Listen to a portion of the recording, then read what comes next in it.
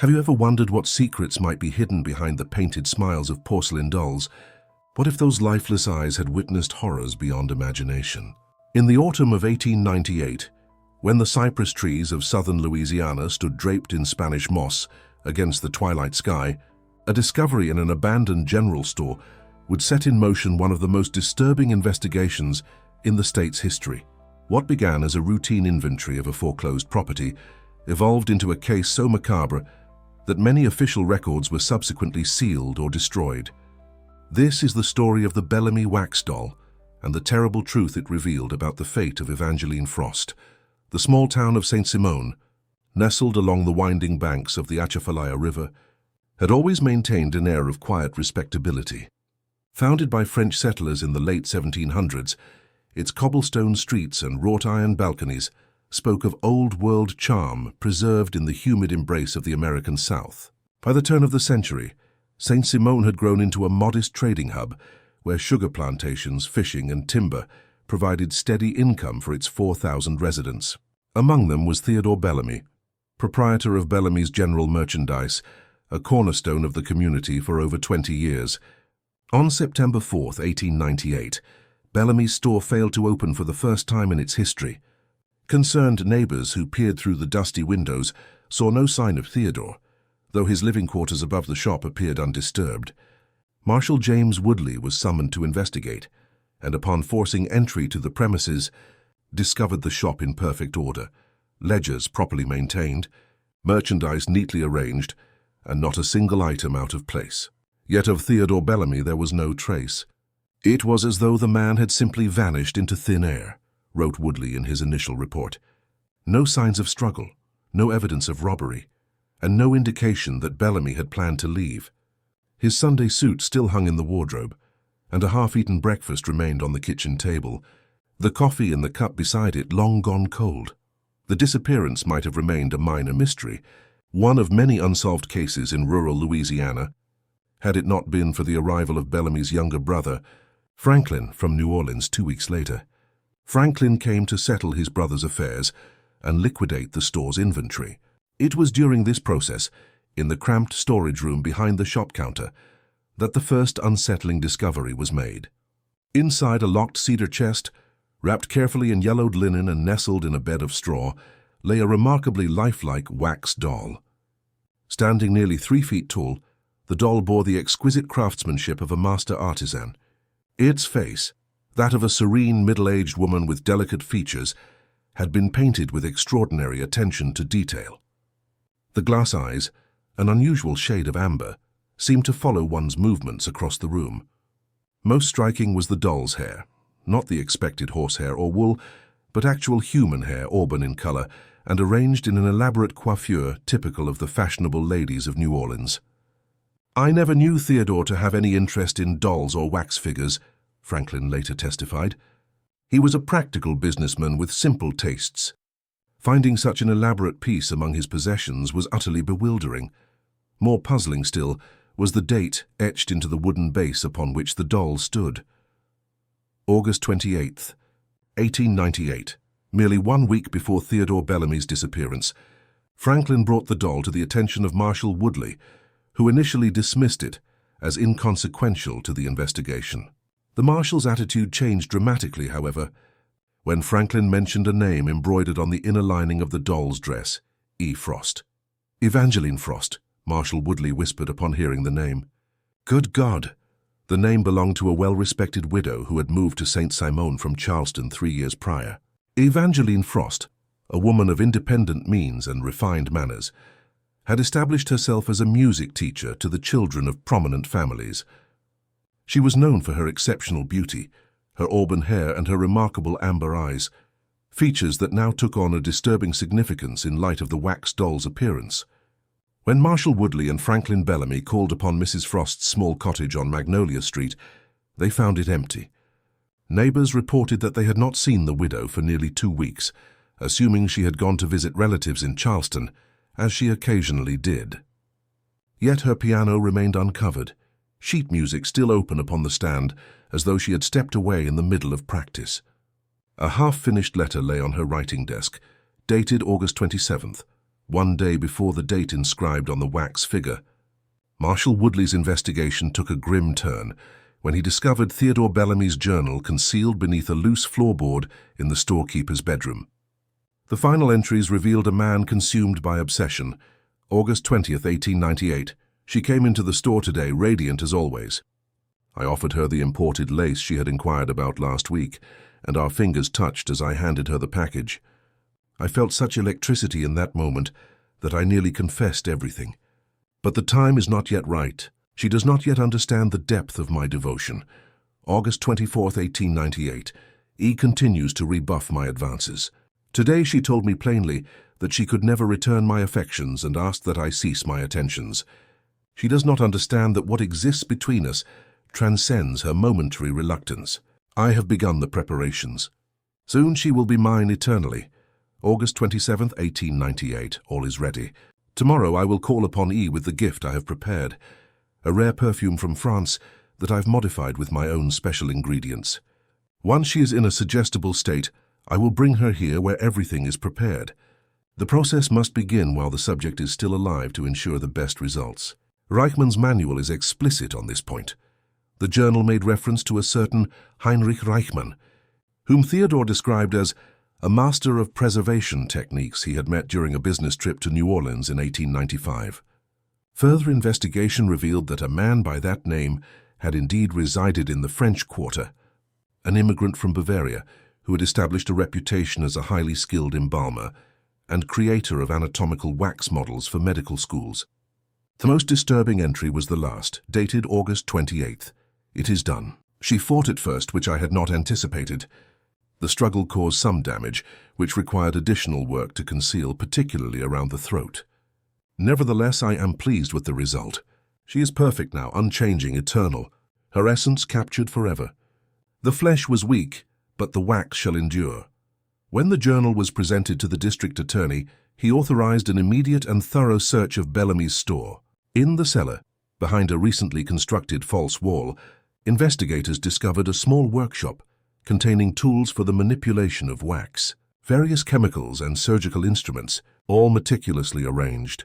Most damning was a copper boiler large enough to accommodate a human body, alongside a drainage system that fed directly into the ground beneath the building. The wax doll was subjected to closer examination by Dr. Samuel Grayson, the parish physician.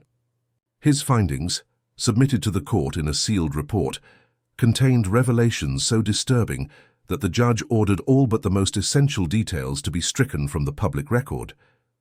Upon careful inspection of the figure, wrote Dr. Grayson in the portions of his report that remain accessible, I have determined that the eyes are indeed genuine human organs preserved in a solution of formaldehyde and sealed behind glass.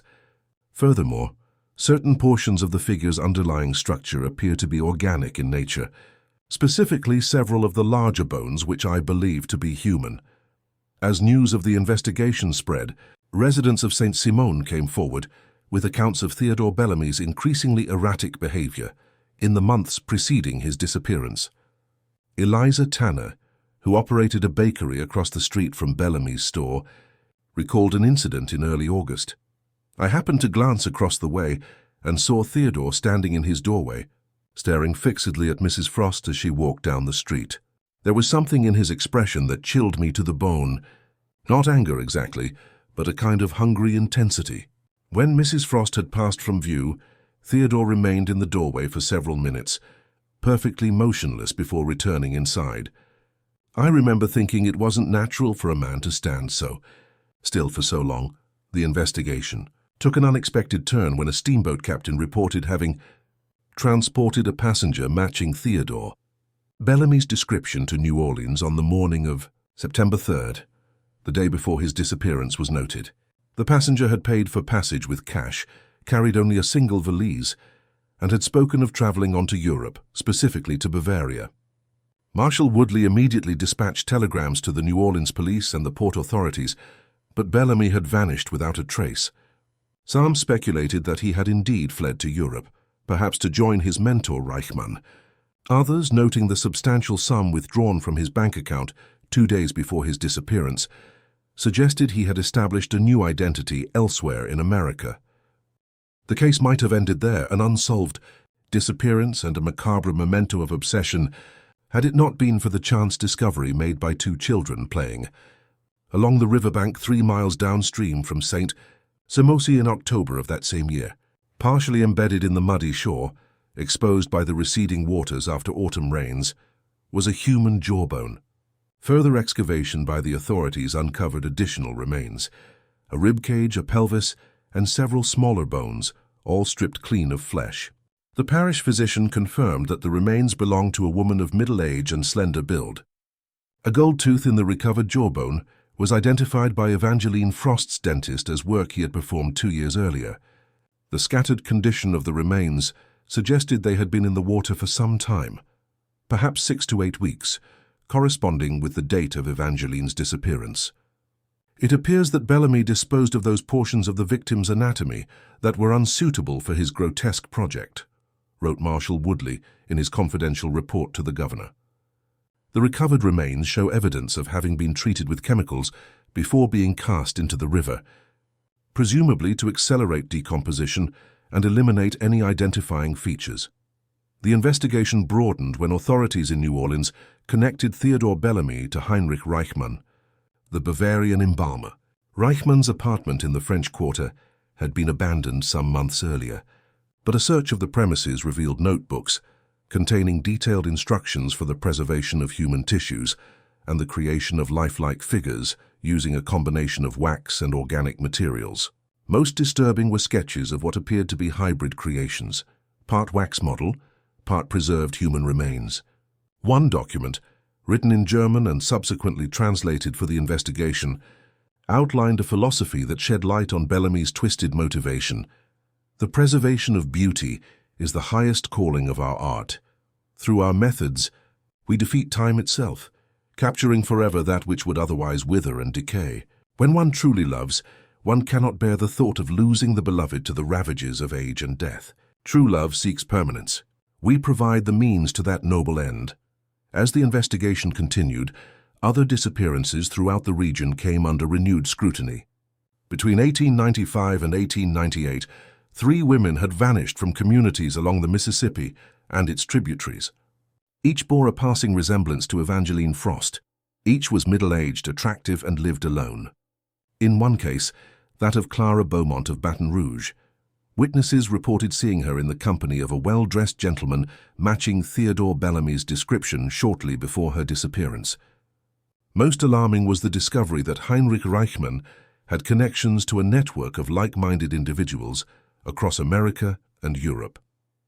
Letters found among Bellamy's effects made reference to an organization called the Preservationists, whose members shared techniques and occasionally specimens of their work. The letters suggested that wax figures similar to the one found in Bellamy's store might exist in private collections as far away as New York, London, and Vienna. "We face not merely a lone madman," wrote the governor's special investigator in his assessment, but potentially a conspiracy of individuals engaged in systematic predation. The implications are too terrible to contemplate fully. By December 1898, the case had attracted national attention. Newspapers from New Orleans to New York published sensationalized accounts of the doll maker of Louisiana, often embellishing the already horrific details with lurid speculation. The more respectable publications focused on the broader implications of the case, particularly the apparent network of preservationists and the failure of authorities to connect the earlier disappearances. Saint-Simon, once a town of quiet respectability, found itself transformed into a macabre tourist attraction. Curious visitors arrived daily to gaze at Bellamy's boarded-up store and to speculate on the horrors that had transpired within its walls. Local entrepreneurs, sensing opportunity, began selling souvenirs. Miniature wax dolls with auburn hair became particularly popular, despite the objections of the town council. The wax figure itself, the centerpiece of the investigation, was secured in the evidence room of the parish courthouse. Access was strictly limited to essential personnel, though rumors persisted that certain officials and wealthy curiosity seekers had been granted private viewings. Those who did see the figure often emerged pale and shaken, refusing to discuss what they had observed. "There is something in the eyes," wrote one deputy in a private letter to his brother, something that should not be there. I am not a fanciful man, as you know, but I swear that when I was alone with that thing, I felt it watching me. More than that, I felt it recognized me. The doctor says they are just preserved organs, no different from specimens in a medical school, but he is wrong. There is awareness there. God help me. There is something still alive in those eyes.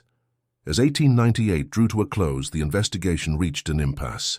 Theodore Bellamy remained at large, presumably in Europe. The wax figure, despite its evidentiary value, posed a problem for the authorities. It could not be destroyed while the case remained open, yet its continued existence troubled even the most hardened officials involved in the investigation. The governor himself finally intervened, ordering that the figure be sealed in a lead-lined cask and stored in the secure vault beneath the state capitol in Baton Rouge. The official explanation was concern for the deterioration of evidence, but private correspondence suggests a more visceral motivation. The object exerts a disturbing influence on those exposed to it for any length of time.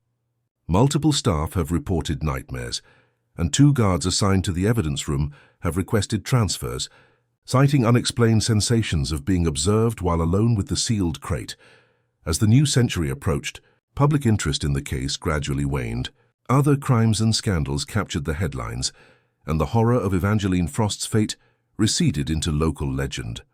Theodore Bellamy was officially declared dead in 1905, though no body was ever recovered.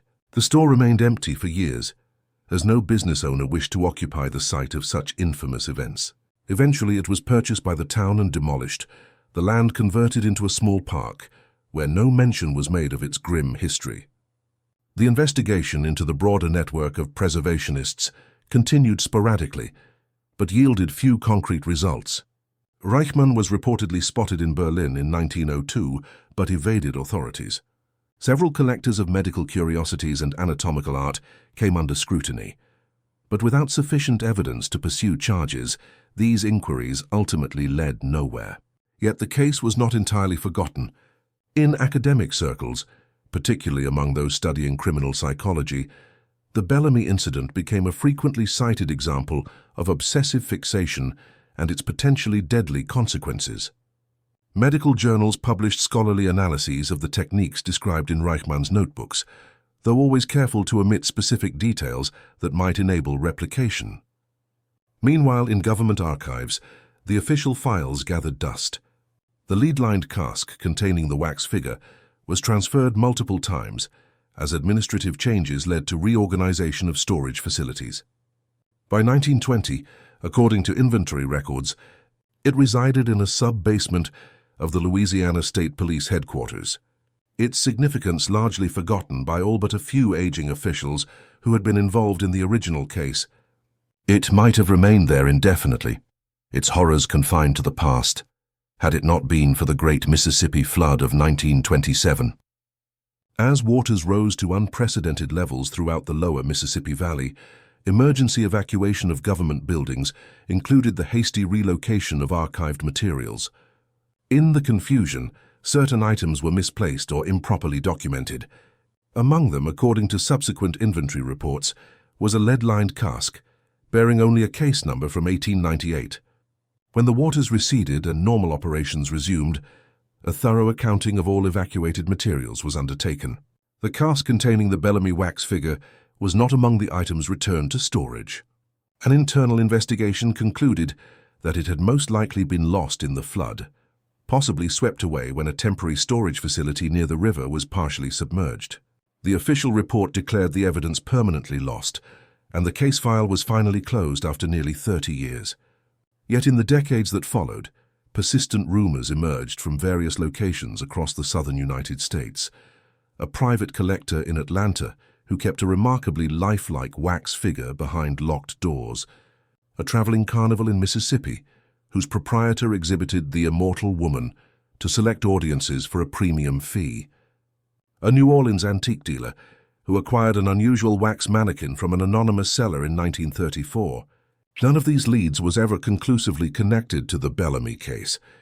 With the passing of the last officials who had first-hand knowledge of the investigation, the story of Evangeline Frost and her grisly transformation passed from current events into history and from history into legend. Yet legends have a way of persisting, of resurfacing when least expected. In 1972, a renovation project at an abandoned theater in Baton Rouge uncovered a hidden storage room containing theatrical properties from the early 20th century. Among the dusty props and costume pieces was a large wooden crate. Inside, wrapped in deteriorating velvet, workers discovered what they initially assumed to be an antique department store mannequin. Only when they attempted to move it and felt the unexpected weight of its partially organic interior did they realize they had found something far more unusual. Before authorities could be notified, the figure disappeared from the site. The construction foreman later admitted to selling it to a private collector who had offered a substantial sum with no questions asked. When pressed for the buyer's identity, the foreman claimed he had dealt only with an intermediary who provided cash and arranged for discreet transport of the item to an undisclosed location. From time to time, similar accounts emerge, a wax figure with unusually lifelike features and auburn hair, changing hands in the shadows of the antiquities market. Art dealers whisper of collectors who seek such items for private museums that few are ever invited to view. Some claim that the network of preservationists never truly disbanded, but merely became more secretive in its operations and more selective in its membership. In 2005, an elderly woman in a nursing home in Shreveport claimed to be the granddaughter of Theodore Bellamy.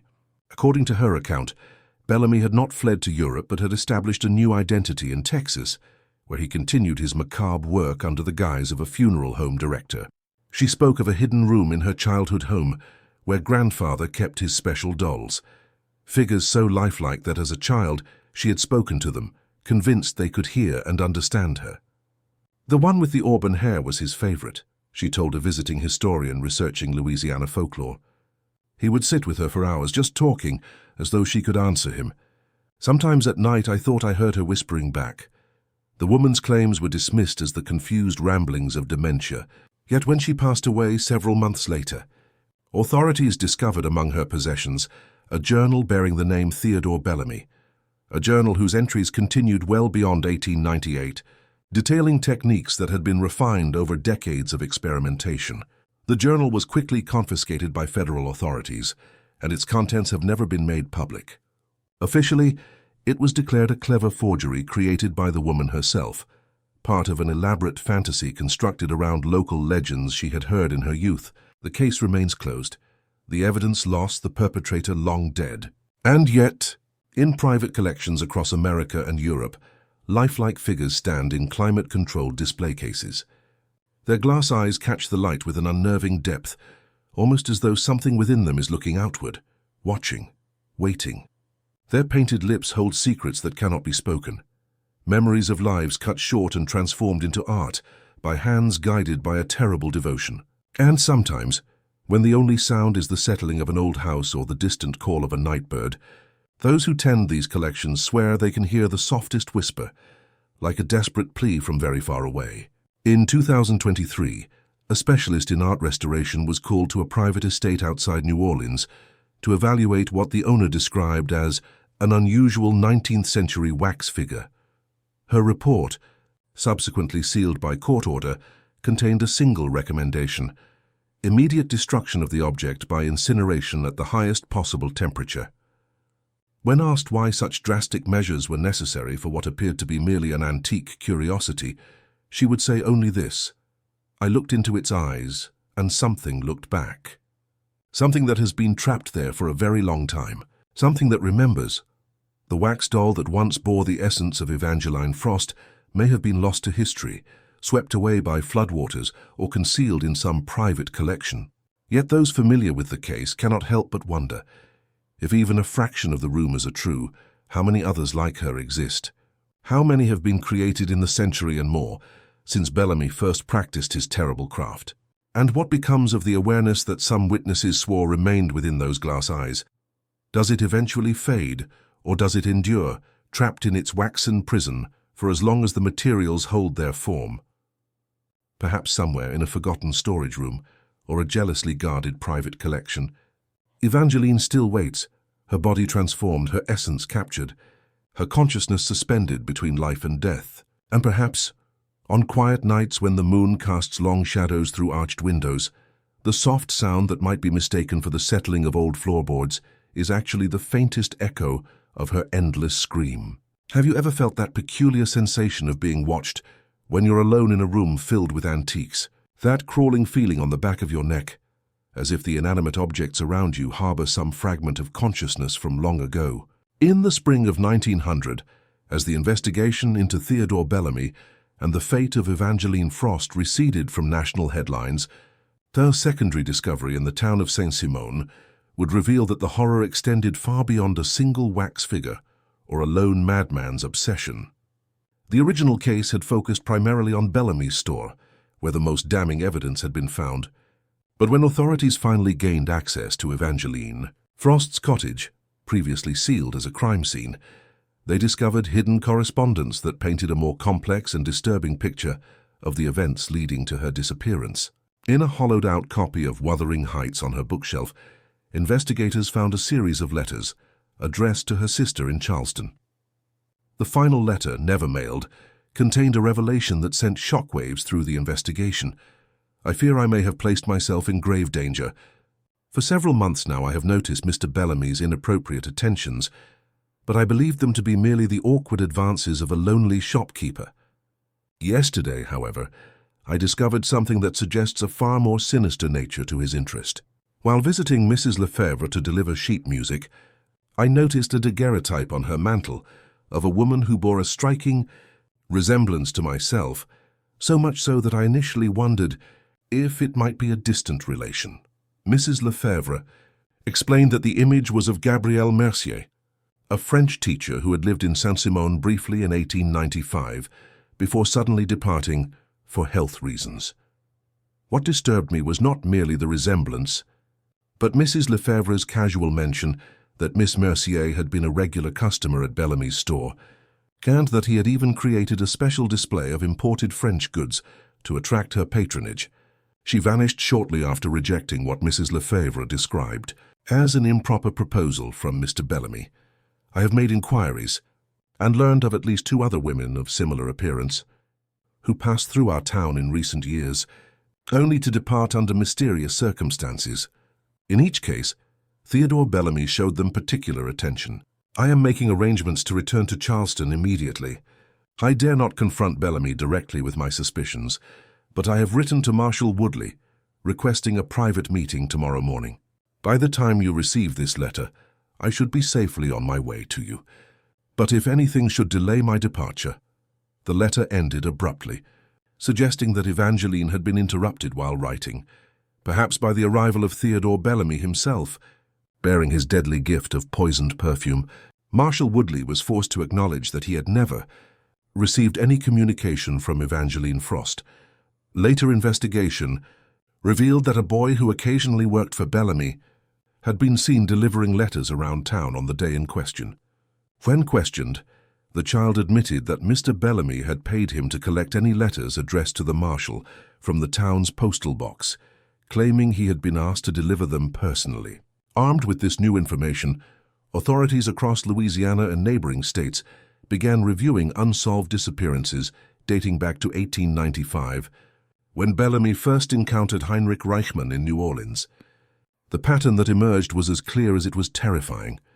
At least 7 women had vanished without trace, all sharing certain physical characteristics: middle-aged, auburn-haired, living independently and new to the communities where they disappeared. Evangeline Frost was not Bellamy's first victim, wrote Special Investigator Harlan Reed in his confidential report to the governor. She was merely the latest in a series of women selected for their resemblance to some ideal that existed in his disturbed mind. Most troubling is the absence of remains in the majority of these cases. If Bellamy created a wax effigy of Mrs. Frost, it stands to reason he may have done the same with his previous victims. The investigation took an unexpected turn when authorities in Charleston, responding to inquiries about Evangeline Frost's background, revealed that no record existed of her life prior to her arrival in that city 5 years earlier. The woman who had presented herself as a respectable widow from Virginia appeared to have fabricated her history entirely. "We now face the disturbing possibility," Reed continued in his report, "that Mrs. Frost herself was fleeing from some previous encounter with Bellamy or his associates. Her selection of St. Simon as a residence may have been random, or perhaps tragically. She was drawn there by some aspect of Bellamy's scheme of which we remain unaware. In July of 1900, a fire of suspicious origin destroyed Theodore Bellamy's abandoned store, along with most of the physical evidence that had not already been removed to state facilities. The blaze spread quickly through the wooden structure, reaching temperatures hot enough to melt the metal fixtures. By morning, nothing remained but smoldering ashes and the stone foundation. 3 days later, Marshal Woodley received an unmarked package at his office. Inside was a small wax hand, exquisitely detailed and unnervingly lifelike. Attached was a note bearing only these words: "The work continues elsewhere. What is preserved is eternal." Handwriting experts confirmed that the note had been written by Theodore Bellamy. The postmark indicated it had been mailed from Galveston, Texas, but by the time authorities arrived to investigate, the terrible hurricane of 1900 had devastated the city, washing away any trace of Bellamy's presence, along with thousands of lives. The case might have ended there, consigned to history as an unsolved series of disappearances, had it not been for a chance discovery in 1917 during America's entry into the Great War. As the government requisitioned buildings for military purposes, a warehouse in New Orleans that had once belonged to Heinrich Reichmann was converted for use as a supply depot. During renovations, workers discovered a hidden cellar accessible only through a concealed trapdoor beneath the floorboards. What they found in that damp underground chamber would have confirmed the worst fears of those who had investigated the Bellamy case, had any of them still been active in law enforcement. 7 wax figures stood in a semicircle, each bearing the likeness of a different woman, yet all sharing certain features: the distinctive shape of the eyes, the curve of the lips, the slender neck. Though years of humidity had caused some deterioration, the craftsmanship was unmistakable. The same hand that had created the effigy of Evangeline Frost had fashioned these as well. Most disturbing was an unfinished 8th figure, positioned on a workbench surrounded by tools. Notes scattered nearby suggested that this final piece had been abandoned mid-creation when Reichmann fled New Orleans in 1898. Presumably after learning of the investigation into his protégé Bellamy, military officials concerned primarily with preparing for war and unsure of the significance of their discovery, ordered the figures removed and placed in government storage.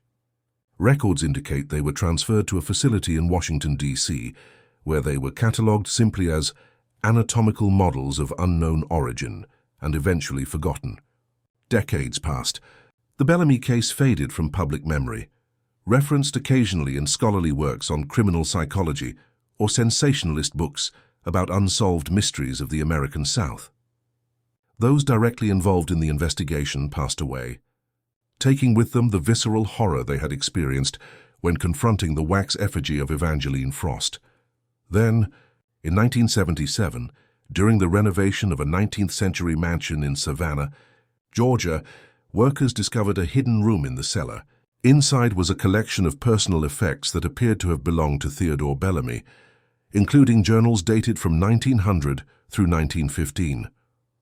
The property had changed hands multiple times over the decades, and no clear connection could be established between Bellamy and any of the previous owners.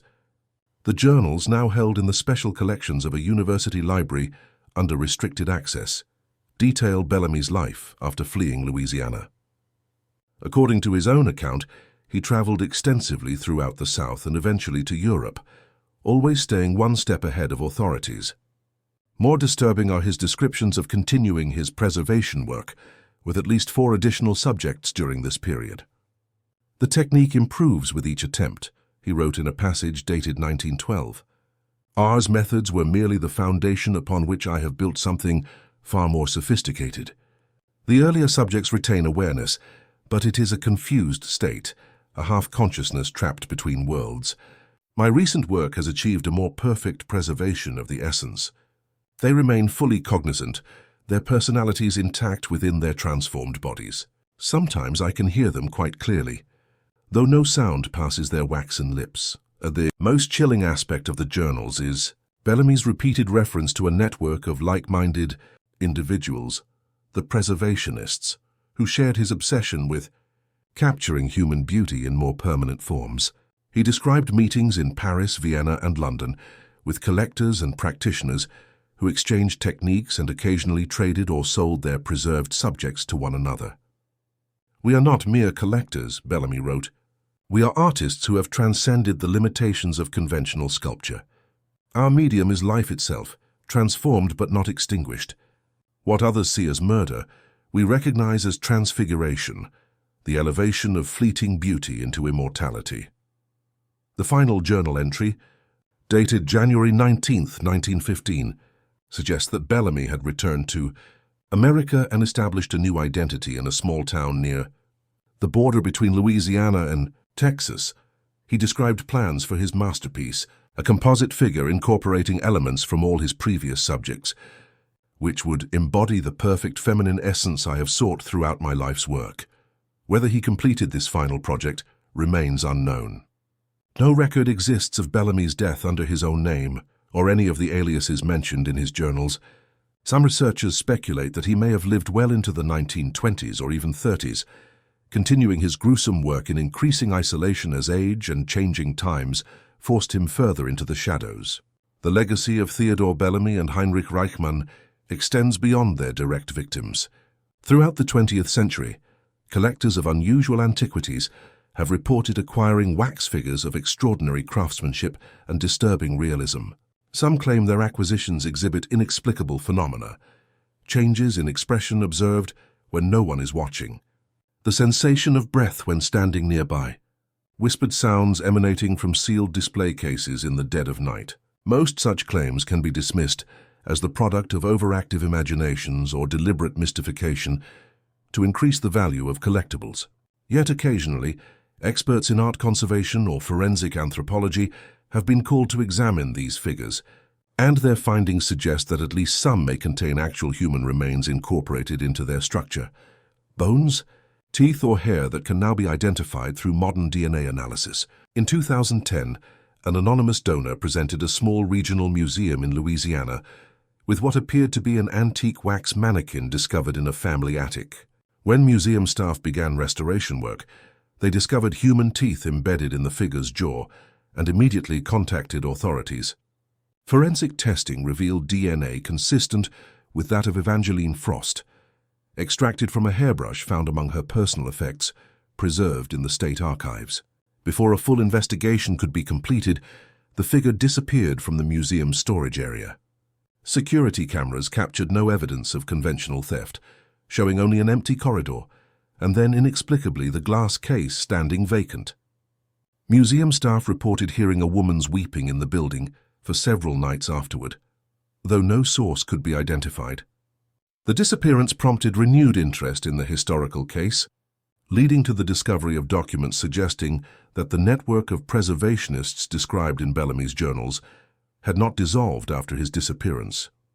References in private correspondence and the financial records of certain art collectors indicate that the practice of creating hybrid figures, part wax, part human remains, continued well into the mid-20th century.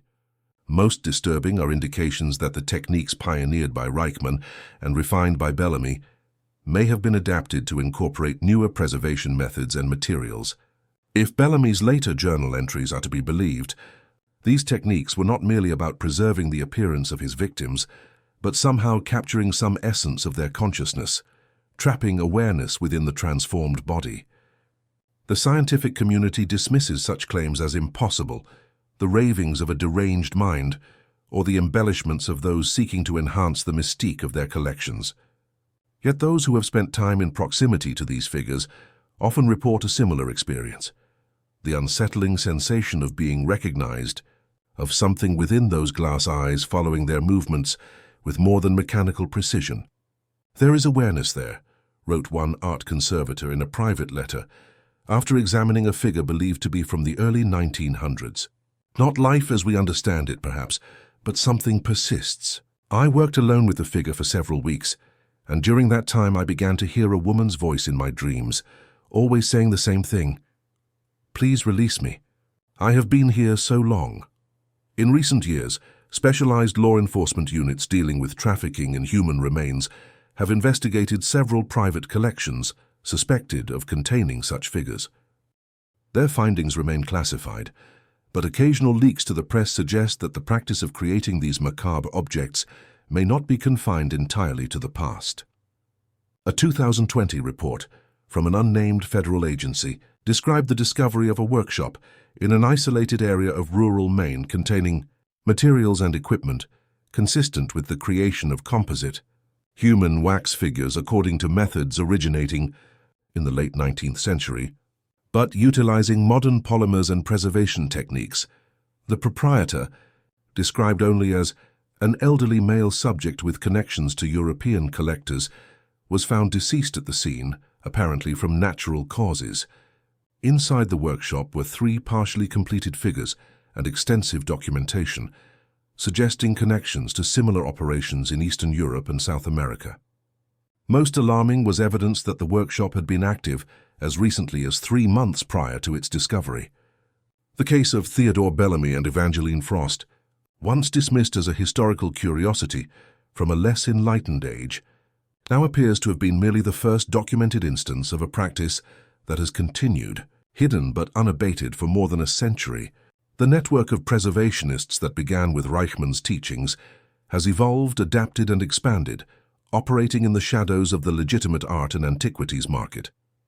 Those few authorities aware of the full scope of the situation face a disturbing question. How many of these figures exist worldwide, and what exactly remains of the consciousness of those whose bodies were transformed to create them? If Bellamy's beliefs about preserving the essence were more than the delusions of a murderer, if some fragment of awareness truly persists within these waxen prisons, then each figure represents not merely a murder victim, but a soul trapped in a state of perpetual torment. For now, the investigation continues quietly, away from public scrutiny. Museums and private collections are discreetly monitored for acquisitions matching the profile of these macabre creations. Forensic techniques are being developed to identify human remains incorporated into such objects without damaging potential evidence. International cooperation has led to the recovery of several figures believed to be the work of Bellamy or his direct students. Yet for each figure discovered and secured, researchers estimate that dozens more remain hidden in private collections or forgotten storage facilities. And somewhere, perhaps, the successors to Reichmann and Bellamy continue their work, selecting new subjects and refining techniques for what they perceive as preservation, but what is, in reality, a fate more terrible than death. If you should visit a museum of medical history or a private collection of anatomical curiosities, pay particular attention to the wax figures that seem too lifelike, too present in their glass eyes.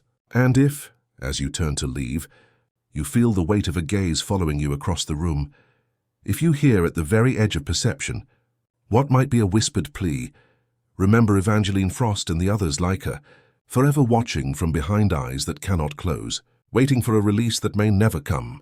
For some forms of preservation are also forms of eternal imprisonment. And for those trapped within the wax, the great work continues without end.